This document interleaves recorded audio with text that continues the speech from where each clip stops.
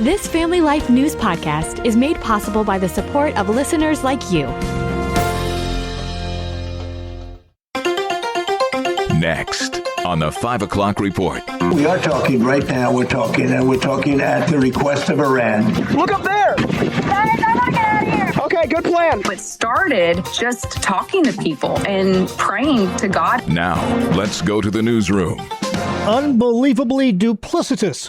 Good afternoon. Thank you very much for joining us. I'm Mark Webster. President Trump's description of Iranian leaders claiming it was they who requested meetings while publicly denying there were any talks going on. When we talk, we say we're talking. If we're not talking, when you ask me, no, we're not talking, I'll say it. But we are talking right now. We're talking, and we're talking at the request of Iran. Iran says the only talks they're engaged in now are with Oman over control of the Strait of Hormuz. Former CENTCOM Deputy Commander Robert Howard tells Fox News Iran delaying threatened U.S. attacks with last-minute pleas for talk is right out of the playbook. This has been the repertoire of the Iranian government for its whole existence, and to expect different results now is just unfortunate at best.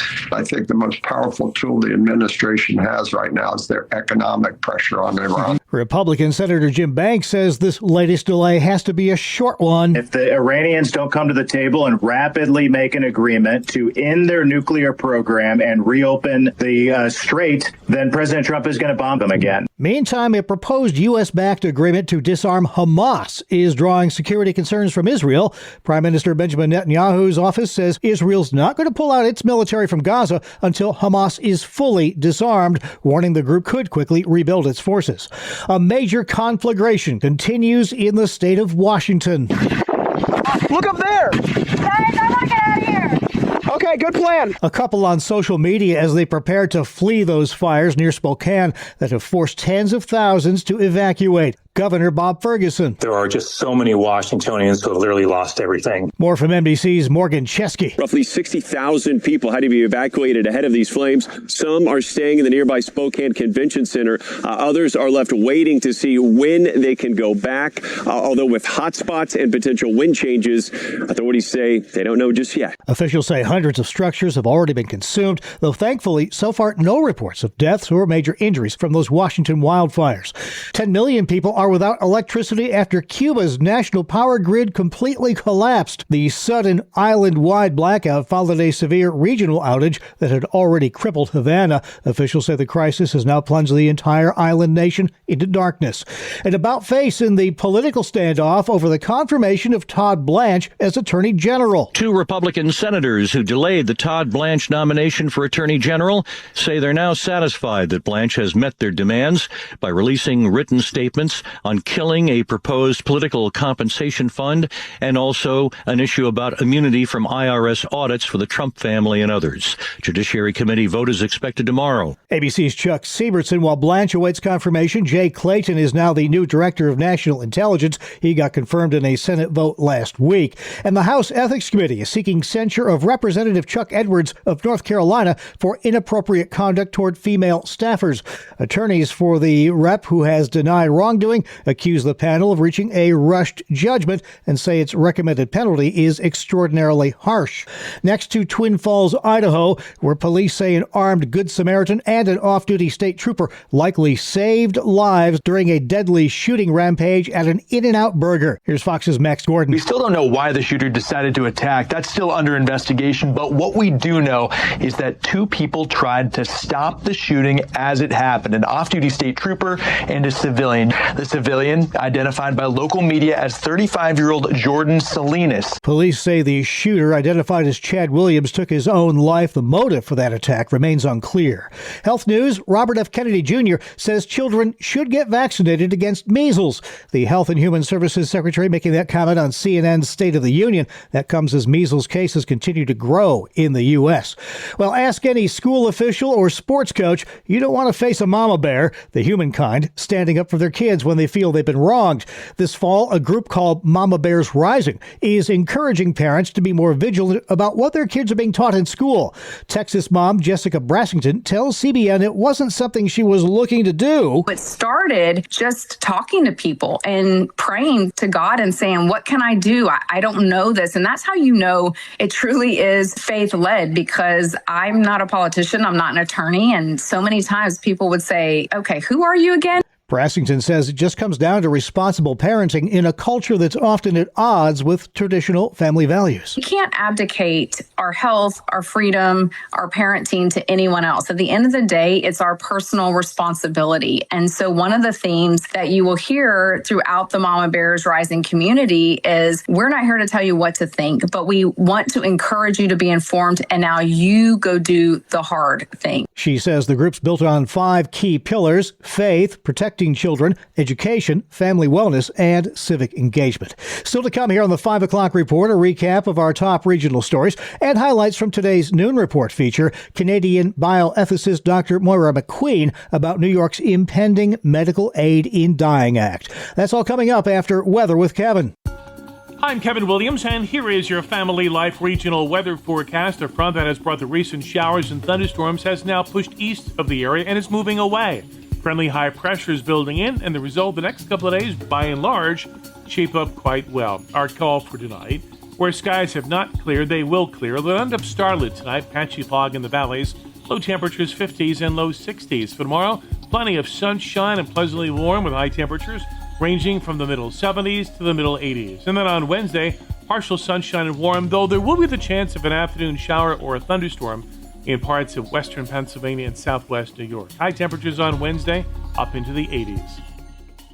Thank you, Kevin. Now checking the stories making news where you live across New York and Pennsylvania. Neighbors cleaning up after heavy rain and flooding hit parts of Niagara County, New York on Sunday. These water-weary residents tell WGRZ. I'm worried about my backyard, but there's neighbors that lost their living rooms, their kitchens. There's another house down this way. They lost their kitchen, their living room, family room. The water was coming through people's front doors. Many don't qualify for flood insurance because the area where the storm hit isn't on a floodplain. We're stressed out to the max financially, everything, by fixing everything. Walls, drywall, paying people to come in, because none of us have flood insurance. Yeah, you can't get flood insurance. You can't get it. None of them will give it to us. We'd have to get it out of state and hope it's real insurance. Also this weekend in Buffalo, the Canisius University Health Science Building was hit by lightning Sunday. Fire crews were called out where they found bricks falling from a chimney. Officials secured the area and no one was hurt. Rochester police say a homeowner fatally shot a suspect attempting to break into his home early this morning. Police were called around 4:15 a.m. to Avery Street in the city after the homeowner, a licensed handgun owner, fired at the intruder who was declared deceased in the home's kitchen. Police say the suspect was on parole for a previous burglary conviction and that the home had been burglarized at least twice over the past couple of months.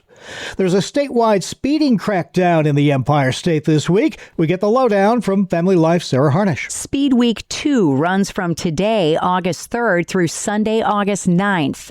Back in June, Speed Week 1 took place, and police issued 56,000 tickets, including 14,000 for speeding, 2,200 for distracted driving, and 1,300 for impaired driving. In 2024 in New York, there were 11,000 speed-related traffic fatalities. 39% of males and 20% of females under 20 were drivers in the fatal crashes. Sarah Harnish, Family Life News. Thank you, Sarah. Staying with road safety, Pennsylvania's deadliest animal, according to a new survey, is the white-tailed deer.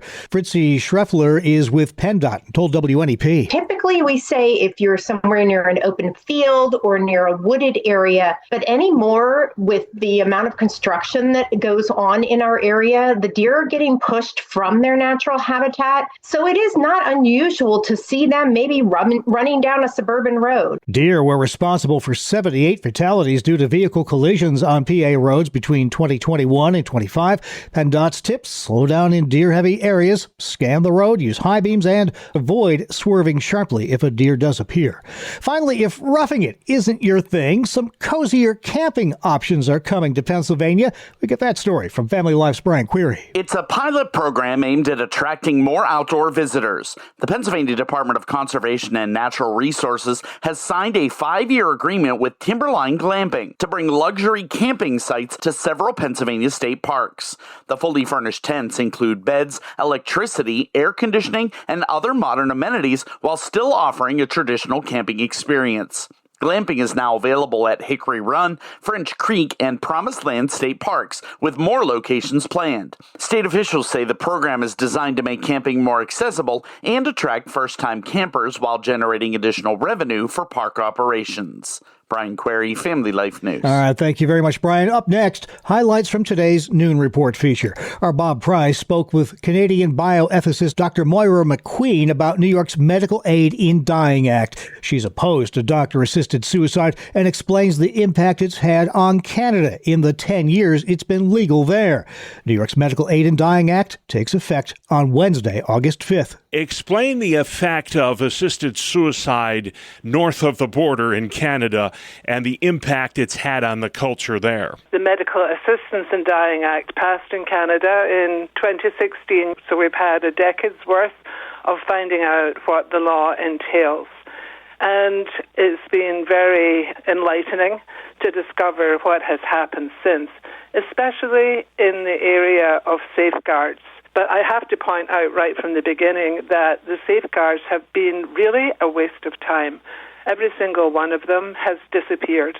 Yeah. So in Canada, one of the first things to disappear was the amount of time that was needed to be able to actually have the procedure done. I read a statistic just yesterday. More than 5% of every death now in Canada is the result of assisted suicide. That seems shockingly high to me. Do those numbers seem correct to you? Oh, they are correct, and these are government statistics. Mm-hmm. And it's very concerning because I think nearly everybody who deals with this sort of legislation imagines at the beginning that the procedures will only happen in a very tiny number of cases, and people imagine it's someday very old, and as some people will say, nearly dead already, which is a terrible way to look at people, but that's sometimes how we think. Yeah. And it's almost as if somehow assistance in dying isn't that terrible. Yeah. But that has not been the fact at all. It has really broadened into situations where people have been given the procedure when they're certainly not terminally ill. We don't have that provision in Canada anyway. New York State does have that. So people aren't even terminally ill. And so the procedure has been done of people of various ages, people with different sorts of illnesses, even some, what I would say, really concerning areas where people have been euthanized because they weren't able to access the type of housing that they needed for them to live a comfortable life. Wow. So it's very, very strange. You can see already, I mean, it doesn't sound as if there are many safeguards involved. Highlights from today's Noon Report feature. You can hear the entire feature and all of our Family Life original news features at Apple Podcast, YouTube, Spotify, and FamilyLife.org. This is the 5 o'clock report on Family Life. We all want a plan, a budget, a retirement timeline, a financial roadmap. After all, planning gives us direction. Hi, I'm Rob West with your Faith and Finance Minute. Scripture certainly commends the wisdom of preparation, but James 4 warns us about planning with the illusion of control. Come now, you who say today or tomorrow we'll go into such and such a town and spend a year there and trade and make a profit, yet you do not know what tomorrow will bring.